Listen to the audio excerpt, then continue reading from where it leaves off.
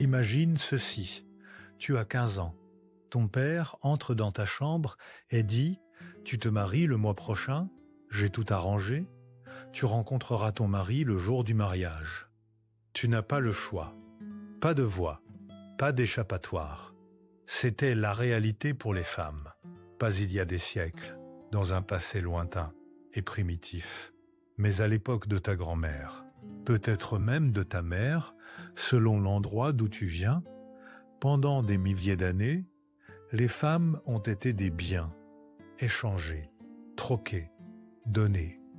Et puis, dans un moment historique extraordinaire, les femmes se sont libérées. Laisse-moi te raconter comment cela s'est produit, parce que c'est la révolution la plus importante de l'histoire humaine, et pourtant, la plupart des gens ignorent qu'elle a même eu lieu. Pour comprendre comment les femmes se sont échappées, il faut d'abord comprendre à quel point elles étaient enfermées. Dans les premières sociétés humaines, le mariage n'existait pas. Quand une femme donnait naissance à un enfant, personne ne savait qui était le père. Toute la communauté, hommes et femmes ensemble, élevait les enfants. Il n'y avait pas de propriété, pas de possession. Puis les humains ont développé quelque chose de dangereux, le concept de propriété, la terre, les animaux, les outils, la richesse. Et les hommes se sont demandé comment transmettre mes biens à mes enfants, comment m'assurer que ma richesse aille à ma lignée. La réponse fut brutale et élégante. Contrôler le corps des femmes. Si une femme est vierge quand je l'épouse, l'enfant qu'elle porte doit être le mien. Si je l'enferme chez moi, si je l'empêche de voir d'autres hommes, si je surveille chacun de ses mouvements, alors je peux être certain de la paternité. C'est ainsi que le patriarcat est né. Pas de la nature, pas de la biologie, pas de Dieu, mais de la propriété. La virginité est devenue précieuse, non par morale, mais par héritage. L'hymen intact d'une femme était la preuve de possession, la preuve que l'enfant dans son ventre appartenait à la lignée de son mari. Ainsi, les femmes sont devenues elles-mêmes des propriétés, des actifs à échanger entre familles, des vierges enfermées, leur sexualité gardée plus jalousement que l'or. Pendant des milliers d'années, après cela, le mariage n'avait rien à voir avec les deux personnes qui se mariaient. Rien. Les aristocrates mariaient leurs filles pour sceller des alliances militaires. Ta fille épouse mon fils, et désormais, nos armées combattent ensemble. Le mariage était une stratégie de guerre. Les paysans mariaient leurs enfants pour combiner les forces de travail. Ton fils et ma fille se marient. Et maintenant, nous avons assez de mains pour récolter les champs. Le mariage était une question de survie économique. Les marchands et les premiers capitalistes mariaient leurs enfants pour fusionner des entreprises, consolider des richesses, dominer des marchés. Le mariage était une fusion d'entreprises. Je n'exagère pas, lis les documents historiques, regarde les contrats de mariage des XVIIe, XVIIIe et même XVIIIe siècle. Ils ressemblent à des accords commerciaux, parce que c'est exactement ce qu'ils étaient.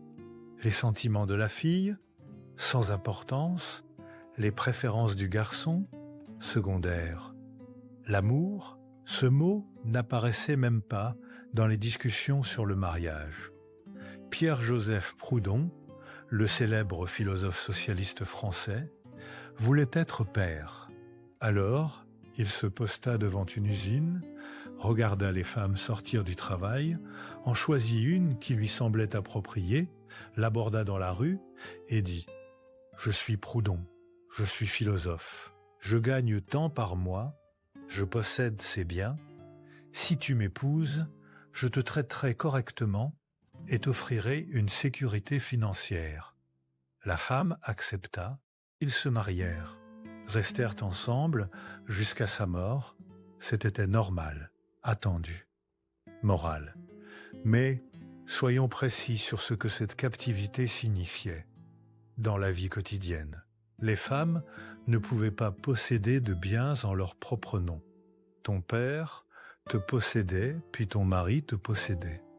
Les femmes ne pouvaient pas exercer la plupart des métiers. Ta survie économique dépendait entièrement des hommes de ta famille. Les femmes ne pouvaient pas refuser le sexe.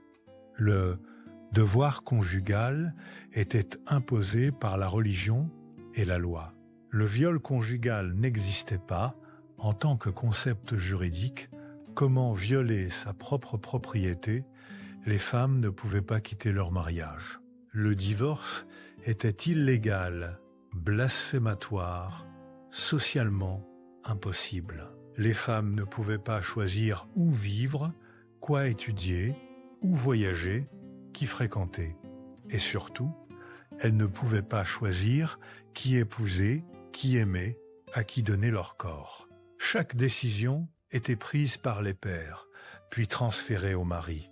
La cage était totale, et pendant des milliers d'années, les femmes n'avaient pas la clé.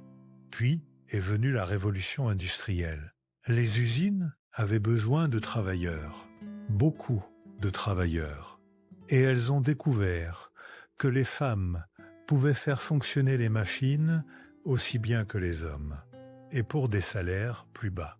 Alors, les femmes ont afflué dans les usines. Dans les villes industrielles du XIXe siècle, un ouvrier d'usine sur 3 était une femme. Et voici ce qui a tout changé. Ces femmes gagnaient de l'argent, leur propre argent, des salaires entre leurs mains. Pour la première fois dans l'histoire humaine, un grand nombre de femmes étaient économiquement indépendantes. Elles louaient des chambres, petites, étroites, parfois misérables, mais leurs chambres. Elles achetaient leur propre nourriture, prenaient leurs propres décisions sur leur journée et surtout, elles échappaient à 2 formes de contrôle qui avaient emprisonné les femmes pour toujours. La loi des pères et la loi des prêtres. Elles n'avaient plus besoin de la permission de leur père pour survivre. Elles avaient un salaire.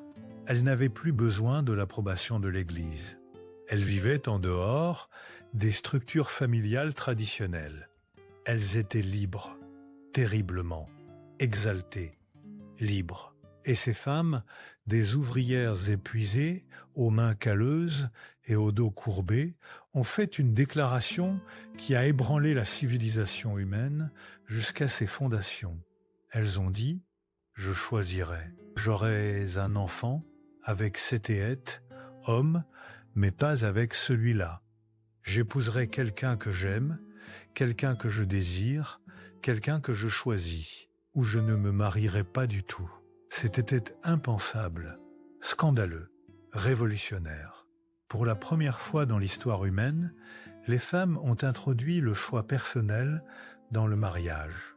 Elles ont inventé ce que nous appelons aujourd'hui le mariage d'amour. L'idée que l'on devrait épouser quelqu'un parce qu'on le veut, parce que son cœur le choisit, parce qu'on n'imagine pas la vie sans lui. Cela nous semble évident aujourd'hui, naturel, la seule façon morale. Mais c'est l'une des idées les plus radicales de l'histoire humaine. Et elle a été inventée par des femmes de la classe ouvrière dans des villes-usines qui avaient enfin assez de pouvoir économique pour dire non aux hommes, choisis par leur famille. Ce qui s'est produit ensuite a été un séisme anthropologique. En 2 générations, toute la structure du mariage s'est transformée dans le monde occidental. L'amour est devenu attendu, la compatibilité romantique est devenue importante. Le consentement des femmes est devenu nécessaire. L'idée qu'un père donne sa fille, ce qui était un transfert de propriété littérale, est devenue une cérémonie pittoresque, un vestige symbolique d'un passé brutal. Les femmes ont obtenu le droit de posséder des biens, de travailler, de divorcer, de refuser le sexe, de contrôler leur propre corps.